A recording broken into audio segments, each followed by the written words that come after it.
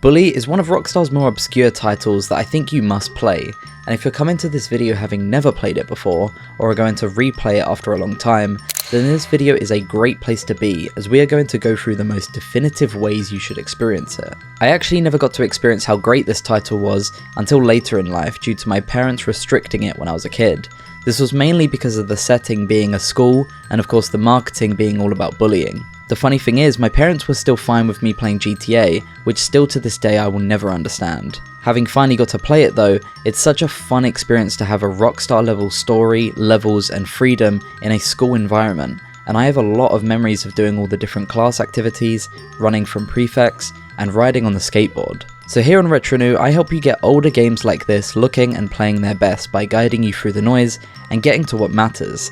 And what matters is what versions, mods, settings and emulators should you be utilizing to get the most definitive experience. Today we'll be taking a dive into the PS2 version of the game running on the PCSX2 emulator, as well as the PC version to see which one gives us the best experience. A little disclaimer before we start, this video is not a comprehensive comparison between these versions, but rather a highlight on ports that are great and what you can do to get Bully playing great in the modern era. So for today's episode, let's answer the question, what is the best way to play Bully?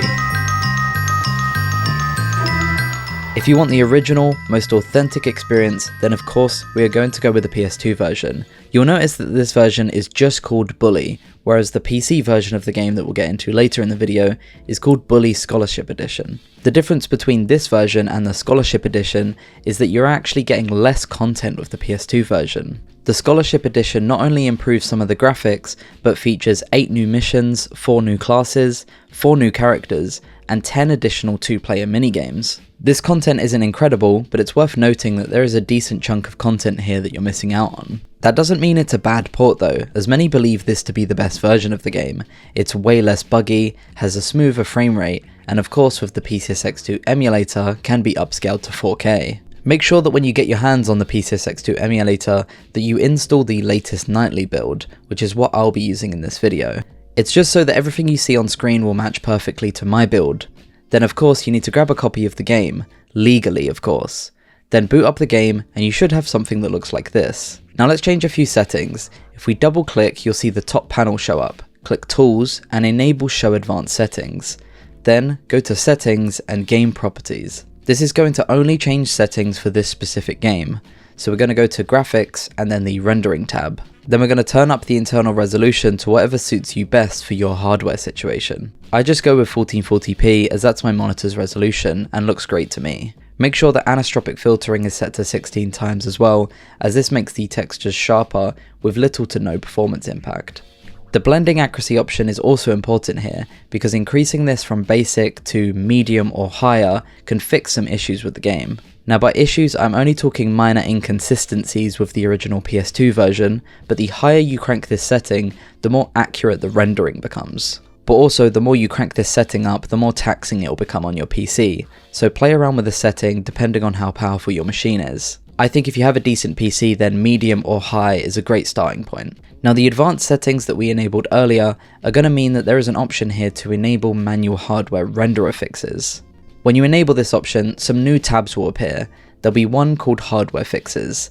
Inside this tab, next to the setting called Skip Draw Range, you need to change both of these values to 6.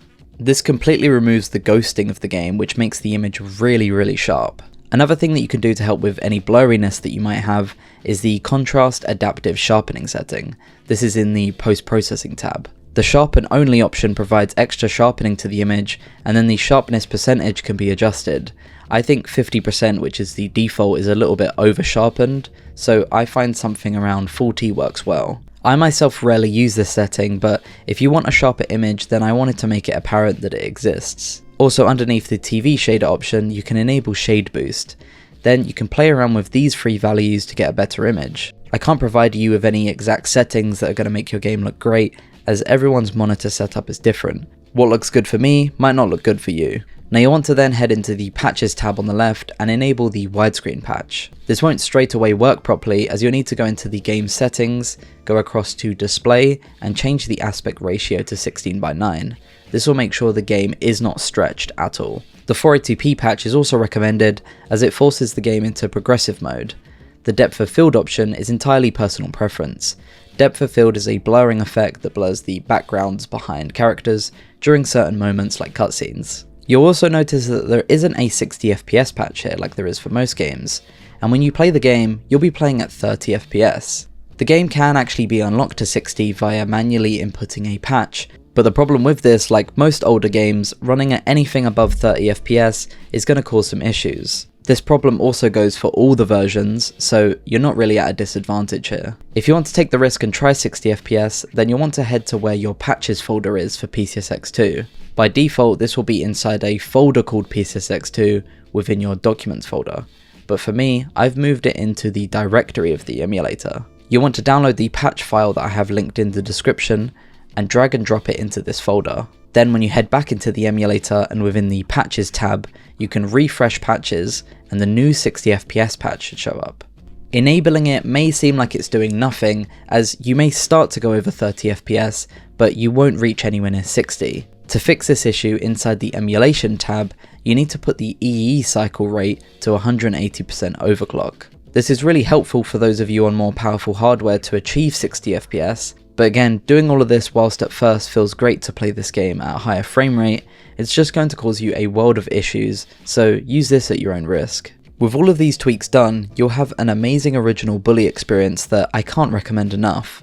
But before we start comparing this to anything else, let's take a look at how good we can get the PC port of the game to play. As mentioned before, the PC version of the game features more content and improved graphics. But as with a lot of Rockstar titles, as more versions come out, the more broken the next one becomes. At base value, this game is terrible, so let's do what we can to improve it. And on my journey of attempting to fix this game and bring it into the modern era, I stumbled across a project called Updated Classic. This is very similar to the mod packs that we have featured on the channel already for the GTA games. This one restores a lot of features from the PS2 versions that we have praised so highly, and also the Wii version, believe it or not, as that has some great things that we can borrow from it like textures and vehicles. Listing all the fixes and changes would need a whole other video, so the Steam guide page is linked down in the description for you to have a look at, as well as the download link to get it installed. This is similar to the Revised mod where the download is actually just a build of the entire game. So to get this build installed on Steam, what you need to do is right click your game,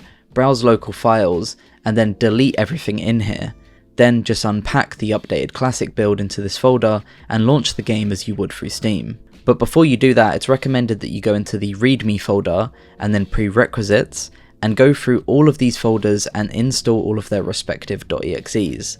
This is going to help you avoid many issues. There are also some add-ons to change the controller icons. There are Xbox ones, original PS2 ones, and HD buttons from the PS3 port of San Andreas. You just need to drag the one that you want into the base directory of the game and replace when asked. Now the game might launch in the wrong resolution when you first open it, but you can change that in the settings before starting the game. Trying out this version, I instantly noticed that a lot of the textures are a lot sharper here on the PC version.